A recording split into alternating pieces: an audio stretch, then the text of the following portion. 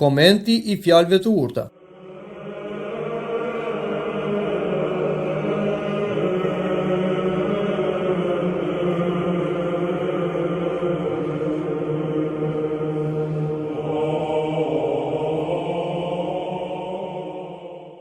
Të dashur më Krishtin, sot lexojmë nga fjalët e urta, kapitulli 5, vargu 15 deri në fund dhe nga kapitulli 6, vargu 1 deri në vargun 3.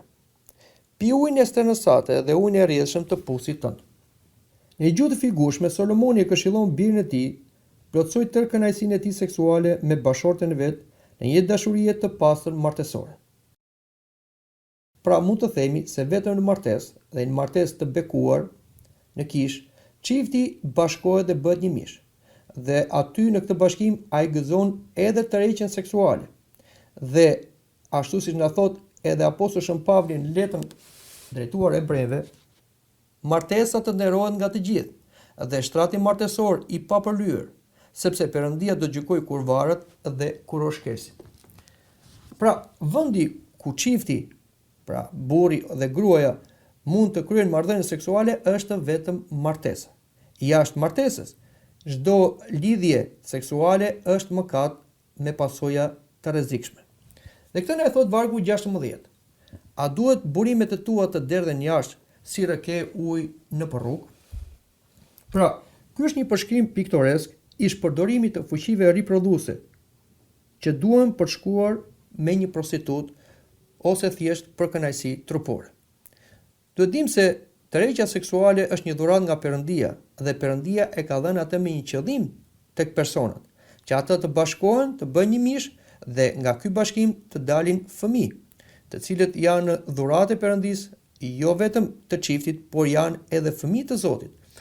Por nëse neve këtë energji riprodhuese nuk e përdorim sipas urdhit dhe dëshirës së Perëndisë, por thjesht për të përmbushur dëshirat tona mishore, duke bërë një lidhje jashtëmartesore, atëherë ky është një gabim i madh që i bëjmë vetes tonë, sepse këtë energji riprodhuese e çojmë dëm, si rreke ujë në rrugë dhe patjetër kjo do ketë kosto. Do ketë kosto edhe në marrëdhëniet e çiftit, i cili nuk do përmbush nevojat e njëri tjetrit, por aq më tepër, ky është një shpërdorim i kësaj dhurate dhe Perëndia do kërkojë llogari nga këta njerëz të cilët e kanë shpërdoruar këtë dhuratë, këtë energji riprodhuese, thjesht për përmbushur dëshirat e tyre mishore dhe egoiste. Dhe vargu 17 thot: "Qofshin vetëm për ty dhe jo për të huajt bashkë me ty." Çfarë rreziku ka që një njeri të shpërdorojë gabim këtë energji riprodhuese, aq më tepër jashtë martese? Rreziku është sepse ai jo vetëm mëkaton, pra mëkaton kundër Zotit, duke mos përmbushur qëllimin dhe detyrën që ai ka caktuar, por aq më tepër ai mëkaton sepse bëhet fajtor dhe shkakton fatkeqësi dhe tek të tjerët. Pra flasim tek fëmijët, të cilët janë fëmijë të paligjshëm, fëmijë të cilët nuk e njohin atin e tyre, fëmijë me dy atësi, dhe kjo krijon një problem shumë të madh dhe tragjik për këta fëmijë të cilët janë të pafajshëm në veten e tyre. Prandaj duhet bëjmë kujdes, sepse ky mëkat nuk ka pasoja vetëm për personin që e kryen, por ka pasoja edhe për të tjerët. Fatkeqësisht shohim shumë raste kur prindit kanë dyshime për fëmijët e tyre, sepse ata dyshojnë në marrëdhëniet ndërmjet njëri tjetrit dhe bëjnë ekzaminime për fëmijët e tyre, dhe kjo është një gjë shumë tragjike, një gjë që i prish marrëdhëniet e çiftit dhe aq më tepër krijon probleme shumë të mëdha tek fëmijët, të cilët shikohen me dyshim dhe trajtohen pa dashuri. Vargu 18 thot: "Qoftë i bekuar burimi yt dhe gëzohu me nusen e rinisë sate." Burimi këtu i referohet gruas, pra atij vendi ku burri gjen preje dhe kënaqësi dhe çlodhje, dhe me gruan e rinisë sate. Solomoni këtu lavdëron monogamin, pra martesën me një grua. Dhe vërtet kjo është një martesë e vërtet dhe bekuar, sepse kështu e krijoi Zoti në fillim njeriu, një Adam dhe një Evë, dhe pavarësisht se u lejua poligamia në dhjetën e vjetër, me ardhjen e Zotit Krisht, përsëri u vendos ky rregull, një burr, një grua. Dhe vetëm kjo është një martesë e vërtet.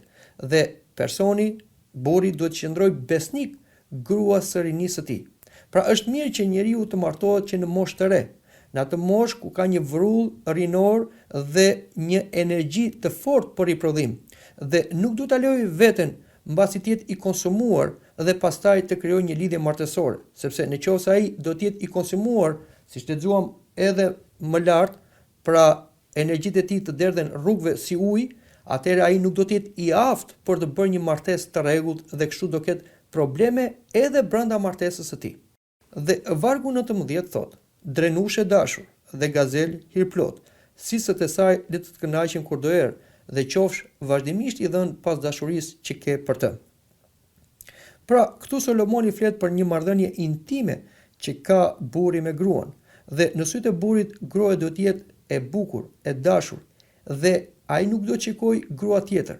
Për të, ajo do të jetë gruaja më e bukur, dhe asnjë grua tjetër nuk mund t'ia përmbush si kënaqësinë e shikimit, por edhe dëshirat e intimitetit. I dhën pas dashurisë që ke për të. Brenda martesës, çifti ushtrohet në 3 dashuri. Në dashurinë agape, që do thotë të jepesh tek tjetri, në dashurinë eros, që do thotë në marrëdhënie me njëri tjetrin, dhe në dashurinë filia, që do thotë në një miqësi me njëri tjetrin. Janë dashuri që burojnë nga Perëndia dhe transmetohen tek çifti dhe gjejnë përmbushje brenda kësaj marrëdhënie martësore. Prandaj, të dashur me Krishtin, çdo njeri duhet të jetë i kënaqur, i gëzuar, i përmbushur me partnerin e vet ose me bashortin e vet brenda martesës. Dhe vargu 20 thotë: "Pse vallë biri im të biesh në dashuri me një grua që ka shkelur kurorën dhe të rrokësh gjin e një të huaje?" Këtu përsëri Solomoni tërheq vëmendjen tek biri i tij.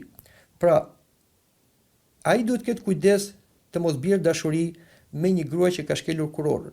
Një grua që ka shkelur kurorën, ajo e ka konsumuar dashurinë e vet, ose e ka mohuar dashurinë, dhe ajo nuk ka dashuri, dhe nuk ja vlen që të shpenzosh energji me këtë grua e cila ka tradhtuar ndjenjat e saj më intime, pra dashurinë për burrin e saj. Kështu që nuk ja vlen të rrokësh gjitë e saj, pra të krijosh një intimitet me të, sepse ajo është e huaj për ty. Vetëm një burr dhe një grua mund të bashkohen në intimitet.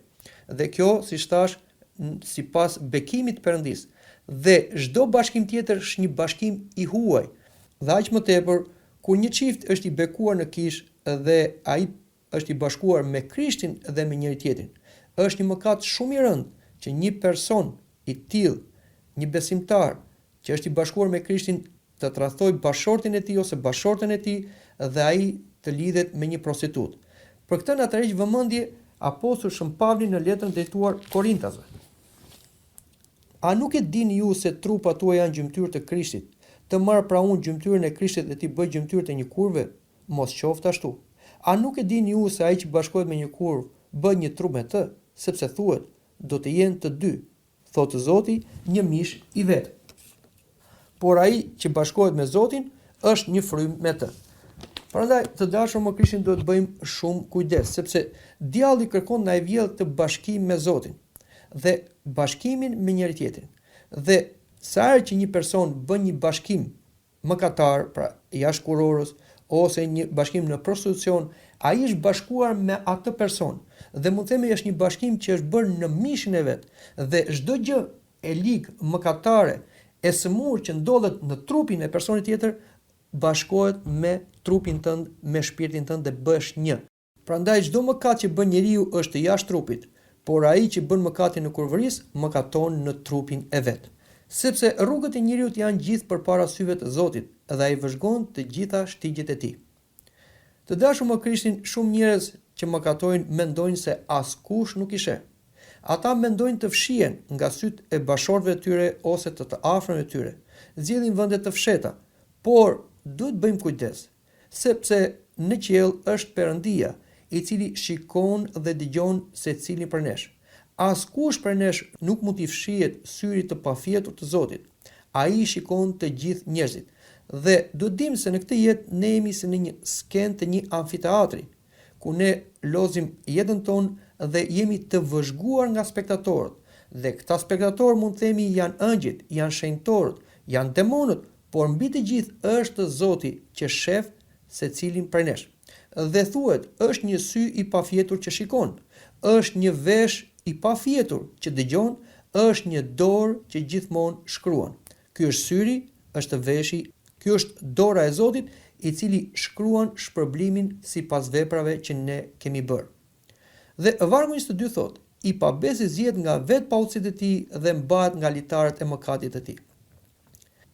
Të dashur më Krishtin, zakonet mëkatar janë të vështira për t'u lënë, porse nëse nuk lihen, ato do të verbojnë njeriu, edhe më keq akoma. Ai do të mbërthet nga këto litarë të mëkatit dhe do të futet në një spirale duke shkuar poshtë e më poshtë.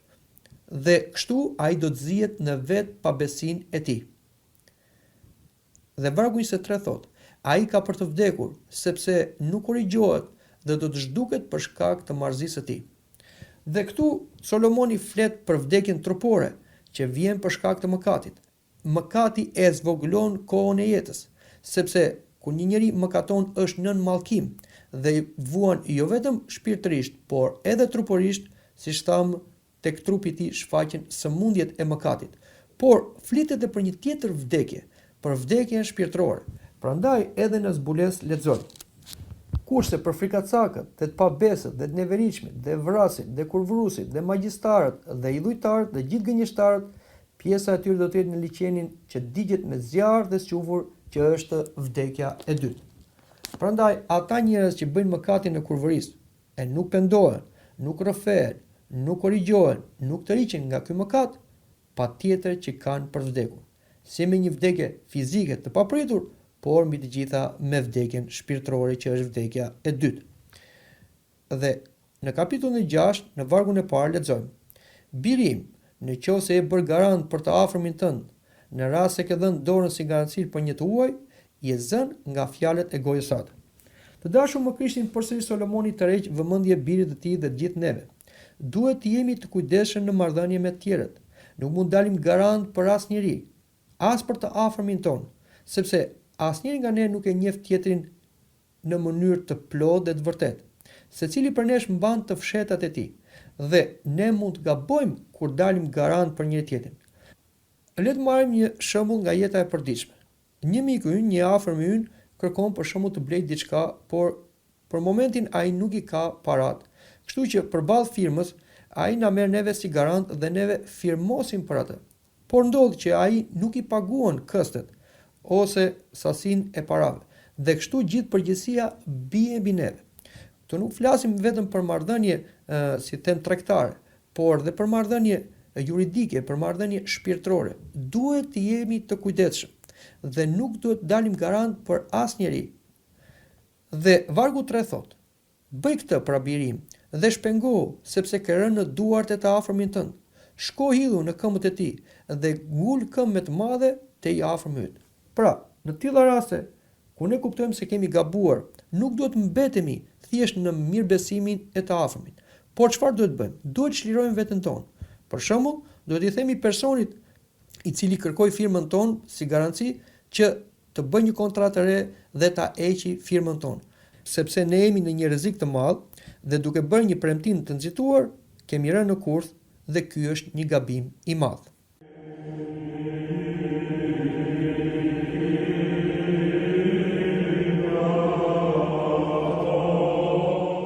Dëgjuat komentin e fjalëve të urta.